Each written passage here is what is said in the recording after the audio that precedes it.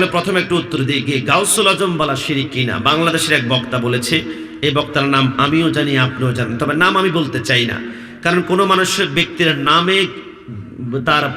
তার বদনাম করাটা হচ্ছে গীবত। কিন্তু কোনো মানুষ যখন যে কোরআন সুন্নাহর বিরোধী কথা বলবে, ওই কথাকে খণ্ডন করা গীবত বলা হয় না, এটাকে প্রতিবাদ বলা হয়। জবান খুলে বলুন ঠিক কিনা?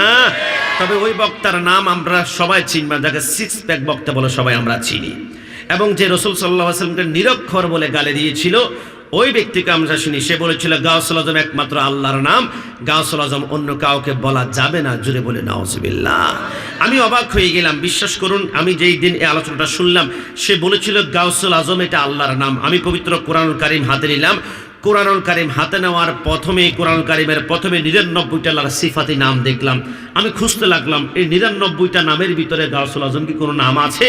আমি খুঁজে দেখলাম কি কত সুন্দর আল্লাহর নামগুলা, হুয়ার রহমান, হুয়ার রাহিম, হুয়াল মালিক, হুয়াল কুদ্দুস, হুয়াস সালাম, হুয়াল মুমিন, হুয়াল মুহাইমিন, হুয়াল আজিজ, হুয়াল জব্বার, হুয়াল মুতাকাব্বির, হুয়াল খালিক, হুয়াল বারি, হুয়াল গফফার, হুয়াল কাহ্হার, হুয়াল ওয়াহ্হাব, হুয়ার রাজ্জাক, হুয়াল ফাত্তাহ, হুয়াল আলিম, হুয়াল কাবিদ, হুয়াল বাসিত, হুয়াল খাফিদ, হুয়াল রাফি, হুয়াল মুইজ, হুয়াল মুজিল, হুয়াস সামি, হুয়াল হাকাম, হুয়াল ওয়াজিদ, হুয়াল মাজিদ, হুয়াল আহাদ, হুয়াল ওয়াহিদ, হুয়াল কাদির, হুয়াল মুক্তাদির, হুয়াল আউয়ালু, হুয়াল আখিরু, হুয়াল যাহিরু, হুয়াল বাতিনু, হুয়াল ওয়ালি, হুয়াল মুতাআলি, ওয়াদ দাররা, ওয়াত তাওয়াবু, হুয়াল মুনতাকিম, হুয়াল আফুন, ওয়ার রাউফুন, ওয়া হুয়া মালিকুল মুলক, ওয়া হুয়া যুল জালালি ওয়াল ইকরাম, ওয়াল মুকসিত, ওয়াল বাসিত, ওয়াল গনি, ওয়াল মুগনি, ওয়ান নাফি, ওয়ান নূর, ওয়াল হাদি, ওয়াল বাদি, ওয়াল ওয়ারিস, ওয়ার রাশিদ, ওয়া হুয়া সবুর, ওয়া হুয়া লা ইলাহা ইল্লাল্লাহ। এই 99টা নামের ভিতরে একটা নাম গাউসুল আজম পাই নাই। তুমি আল্লাহর গাউসুল আজম নামটা আল্লাহর, এ তোমার মতো আন্তর্জাতিক ইন্টারন্যাশনাল মিথ্যাবাদী বাংলাতে হতে পারে? গাউসুল আজম আল্লাহর নাম কোথায় পেয়েছ?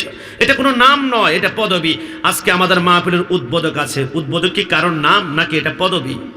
এটা পদবী, এটা নাম নয়। প্রধান মেহমান এটা কি কারণ নাম হতে পারে? এটা নাম নয়। প্রধান অতিথি এটা কারণ নাম হতে পারে না। এটা গাউসুল আজম এটা একটা তাবকার নাম, এটা একটা টাইটেল। আমাদের চেয়ারম্যান মহোদয় একটু আগে চলে গিয়েছেন, চেয়ারম্যান সাহেবের একটা আলাদা নাম আছে, তবে চেয়ারম্যান এটা একটা টাইটেল। এটা গাউসুল আজম এটা একটা পদবী। একজন সাধারণ মানুষ থেকে গাউসুল আজম পর্যন্ত পৌঁছতে হলে 27টি স্তর অতিক্রম করতে হবে। প্রথম মানুষ হতে হবে, তারপর ইমানদার, তারপর আউলিয়া, তারপর মুত্তাকি, তারপর মুস্তাহিদ, তারপর আওতাদ, তারপর আবদাল, তারপর কুতুব, তারপর কুতুবুল আকতাব, তারপর গাউস, তারপর হচ্ছে গাউসুল আজম। জোরে জোরে বলি সুবহানাল্লাহ। আমি বলি ভাই, কিছুক্ষণের জন্য মেনে নিলাম তোমার কথায় গাউসুল আজম আল্লাহর সিফাতি নাম, তাহলে এটা তো শিরক হতে পারে না। বলে কেন? বলে শুনো না কেন। পবিত্র কোরআনের সূরা হাশরের শেষ আয়াতের 11 আয়াত আমরা সবাই জানি, হুয়াল্লাহুল্লাযী লা ইলাহা ইল্লাহু আল মালিকুল কুদ্দুসুস সালামুল মুমিনুল মুহাইমিন। আমার আল্লাহ বলে আমি আল্লাহর নাম একটা কুদ্দুস, একটি নাম সালাম, একটি নাম মুমিন, একটি নাম মুহাইমিন। আমাদের সমাজে কত কুদ্দুস আছে, আল্লাহর নাম কুদ্দুস, ওনার নাম কুদ্দুস, এই জন্য কি শিরক বলা যাবে? আমাদের সমাজে কত রহমান আছে, কত রহিম আছে, কত গফুর আছে, কত জাব্বার আছে। আল্লাহর নাম তো রহিম, আল্লাহর নাম তো গফুর, তাহলে শিরক বলা যাবে না। কারণ আমার আল্লাহ বলে শিরক তখনই হয়ে যাবে, আমি আল্লাহর একটা জাতি নাম আছে আল্লাহ, এই নামটা যদি কেউ নিজের নাম হিসেবে ব্যবহার করে সে জাহান্নামের কীট হয়ে যাবে। এই ছাড়া গাউসুল আজম এটা কখনো আল্লাহর নাম নয়। গাউস অর্থ সাহায্যকারী, আর আজম অর্থ মহান, মহান সাহায্যকারী। আমাদের আকীদা এক আল্লাহ, তবে আল্লাহ প্রদত্ত ক্ষমতা বলে গাউসুল আজম আমাদেরকে মৃত মানুষ পর্যন্ত জীবিত করতে পারে। এর ভিতরে কোনো সন্দেহ আছে? এ জবান খুলে কোনো সন্দেহ আছে? আমরা গাউসুল আজমকে কখনো আল্লাহ মনে করি? এ জবান খুলে করি? আমাদের প্রভু কয়জন? একটু শাহাদাত আঙ্গুলে উৎসাহ করে বলুন, কয়জন? আমাদের প্রভু এক, এক নবীর উম্মত, জীবন বিধানে ওই শিবানী কোরআন।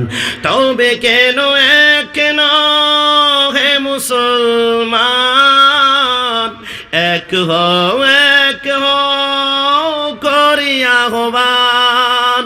বাইতুল্লাহ এক, মদিনা শরীফ এক, উহুদ পাহাড় এক, বদরের মাঠে এক, একটা তো জীবন আর মরণ তো একটাই, বলুন না, একটা তো জীবন আর মরণ তো একটাই, একসাথে মিলে মিশে একটাই প্রাণ। তবে কেন এক না হে মুসলমান, এক হ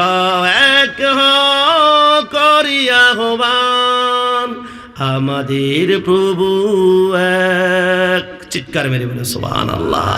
তাহলে গাউসুল আজম এটা শিরিক নয়, এটা অবশ্যই ডাকা যাবে। বিপদে পড়লে ডাকবেন ইয়া গাউসুল আজম মদদ কুন, মদদ কুন ইয়া গাউসুল আজম। আমরা এটা বিশ্বাস করি গাউসুল আজম নিজ ক্ষমতায় কিছু করতে পারেন না, তবে আল্লাহ ক্ষমতা, আল্লাহ প্রদত্ত ক্ষমতা বলে তিনি মরা মানুষকে জীবিতও করতে পারেন। জবান খুলে বলুন ঠিক কিনা।